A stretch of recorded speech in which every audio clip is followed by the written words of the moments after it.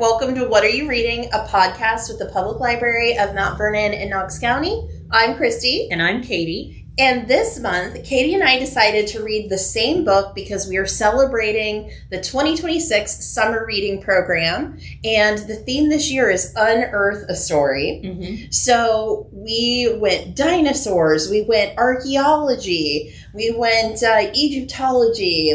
These are the things that you think right off the bat, right? When you're trying to unearth a story, you're going to dig into, a fantasy world or a new author, whatever it happens to be. And Katie and I both love a book with a map. Mm-hmm. And so right away, when we chose our title, we kind of start flipping through. We saw a map that we were done. We were done for. Yeah. So we picked The Crossing Places by Elly Griffiths. And this is the first book in a series of mysteries where we meet our title character, Ruth, who is an archaeologist in Norfolk in England. And she happens to be living on the salt marshes, which were very popular in the Iron Age for ritualistic sacrifices, let's say. So I don't know if anyone's familiar with the stories of bog bodies, but trigger warning. I should start there. Trigger warning. If you happen to die in a bog, sometimes the conditions are just right to preserve you as kind of like a flesh bag. Yeah, not awesome. But that comes into the story pretty quickly on. So we wanted a mystery. We wanted a map.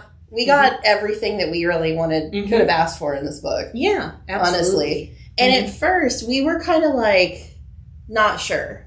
Yeah, there are the characters' inner dialogue is a little problematic. And to the point that we were like, are you okay, Elly Griffiths? Yeah. So yeah, if that's kind of another trigger warning. If you are sensitive about body image issues or things like that, then maybe not for you. Absolutely. We got to the point that was we get it. You weigh 17 and a half stone. Yeah. So, of course, we're in England. So we have some terminology that isn't really popular stateside. But, because our cultures are so intertwined, it was pretty easy to pick up on those things. Oh, yeah, absolutely. Our main character, Ruth, as we mentioned, college professor, archaeologist, familiar with the bogs, lives by the bogs, the marshes. She is tapped by the local police department. Inspector Nelson is the name of the officer that she's working with to investigate a body that's been found in the marshes. So she shows up. We kind of get an introduction to this surly inspector. And Ruth herself is, as Katie mentioned, she's dealing with weight issues. She's dealing with religious issues with her parents. She's also recently turned 40, and her family is concerned because she's unmarried. She hasn't had a child, the very typical things that, especially at the time, parents were worried about. So she kind of has this mystery thrown upon her at a good time. I hate to say that, there's a death and it's great timing. That's not the case, but for her, she's living at home with her kitties who are precious, but this gives her something to focus on. She shows up to the body and discovers that there's kind of a twist. So we don't want to give away too much, so we won't go into too much detail since this is a mystery, and you're going to want to read on. But at first glance, what she comes across happens to have some connection to the Iron Age. So that means that we're going to have to carbon date the bones. And it is kind of a shocking discovery because the skin is still attached.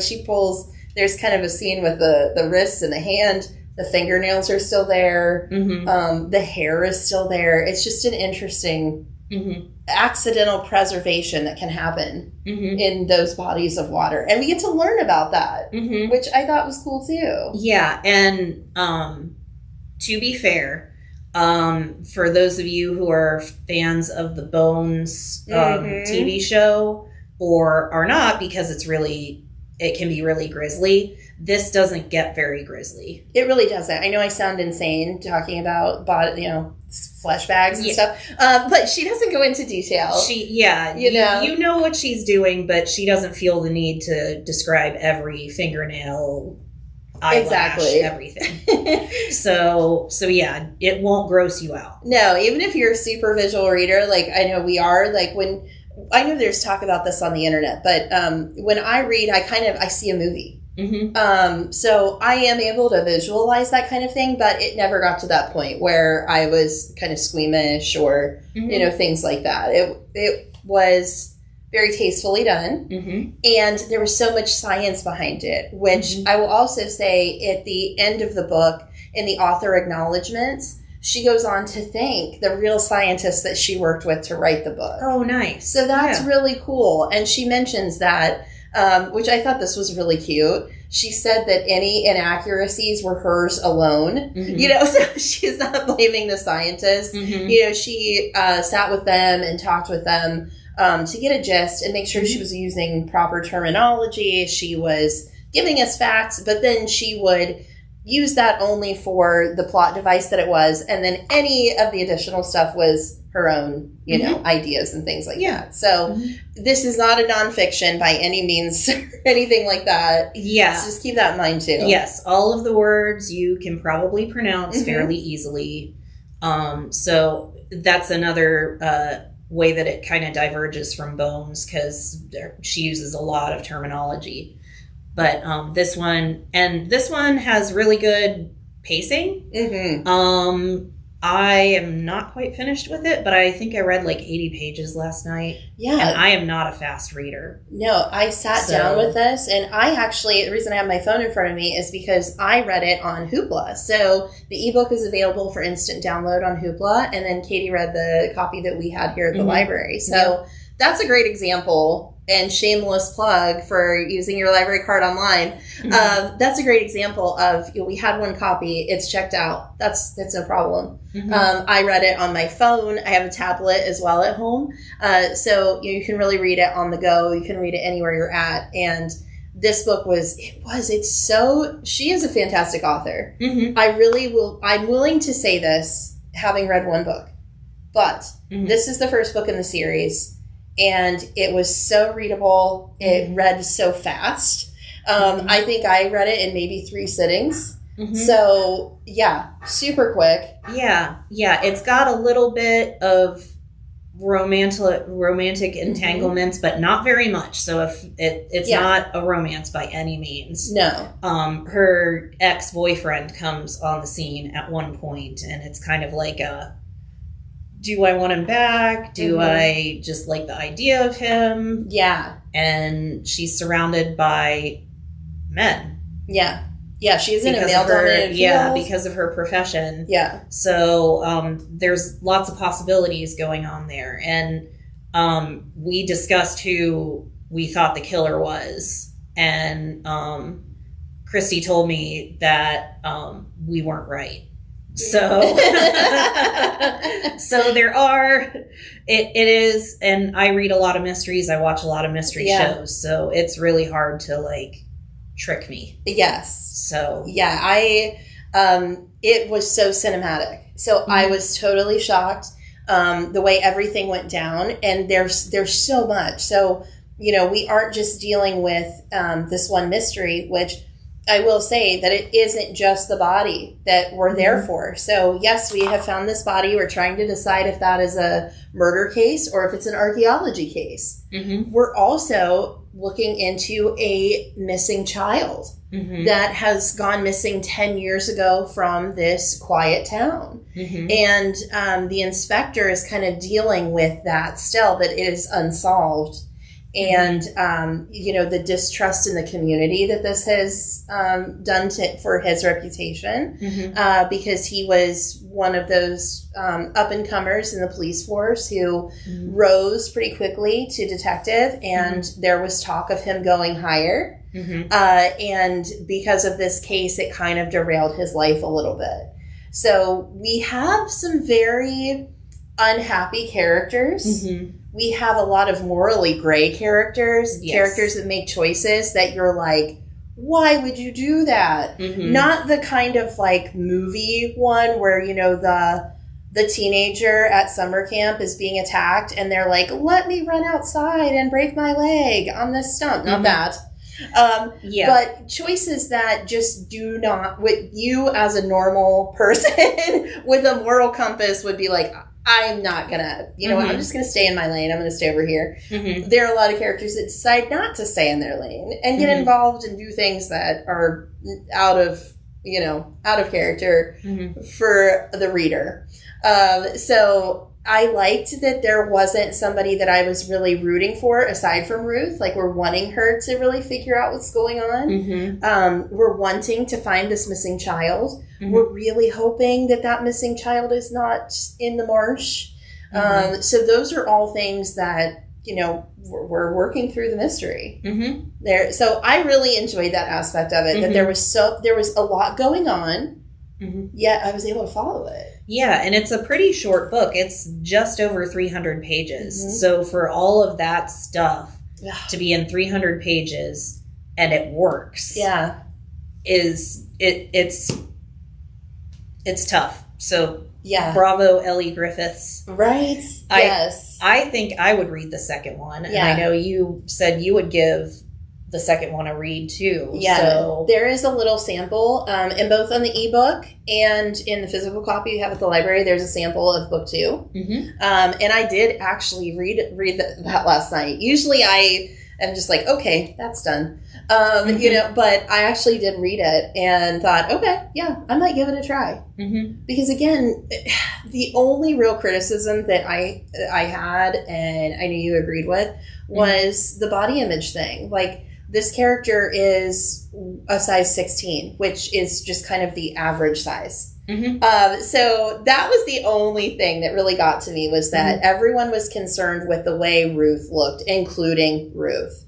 And I do know that it's important to the character that she is not what she seems, and sometimes she is what she seems. So she's a professor, she's an archaeologist, so she's in the dirt. She doesn't really care what her hair looks like as long as it's out of her face and not causing her a distraction. She isn't interested in makeup or things that are going to get in the way of the field. She's passionate and she loves what she does, and she's very good at it. So I understand why it's there, but at the same time, the size shaming kind of aspect of it was a little off-putting, but I don't want that to, to completely turn you off. So unless, of course, that's one of your triggers, then do not read this. Yeah, and one more possible trigger.